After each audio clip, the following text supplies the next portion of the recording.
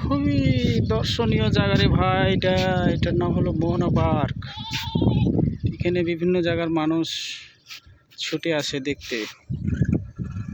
দেখার মতন জায়গা রে ভাই। ওই যে ওইগুলাতে উঠে মানুষ জায়গা দর্শন করে, দেখে আর কি। দেখতে এসেছিল, দেখা হয়ে গেল, চলে গেল। এই যে এখান দিয়ে আবার এটাকে আমরা ঘাট বলি, অনেকের জায়গায় ফের গুদারা বলে এটাকে।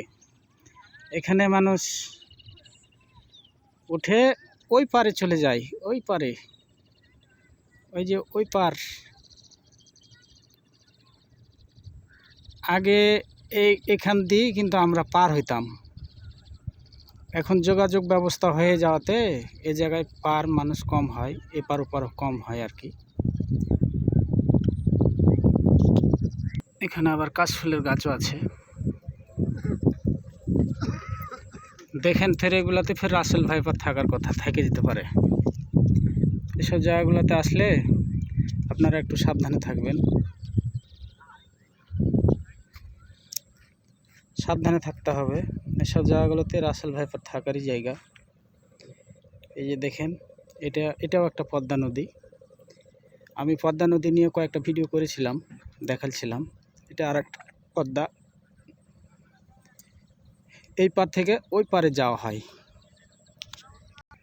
এই জায়গাটাকে বলা হয় মোহনা পার্ক। এখানে অনেকগুলা করা হয়েছে আর কি। এখানে মানুষ উঠবে, উঠার পরে এইসব জায়গাগুলো দর্শন করবে।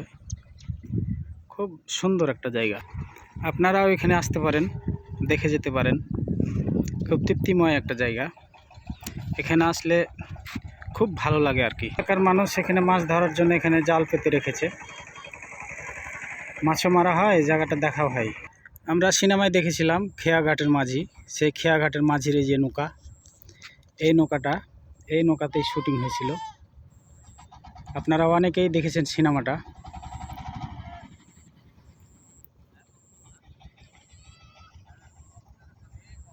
খুব সুন্দর মনোরম জায়গা আর কি, খুব ভালো লাগে এই জায়গায়। ওই যে দেখেন নৌকা স্টার্ট দিয়ে দিয়েছে। এখন ওই নৌকা এই পার থেকে ওই পারে যাইব।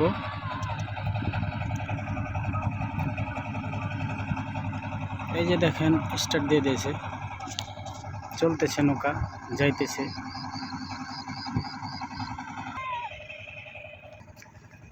এগুলো আবার বাঁধে দেওয়া হয়েছে, এগুলো অনেক টাকা খরচ করে বাঁধে দিয়েছে আর কি। এখানে আবার বসার সিটও আছে, যাদের হাঁটে আসতে পরিশ্রম হয় তারা এই জায়গায় বসে আর কি।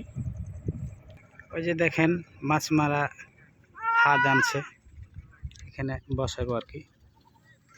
হ্যাঁ, এটাকে কি কি বলে?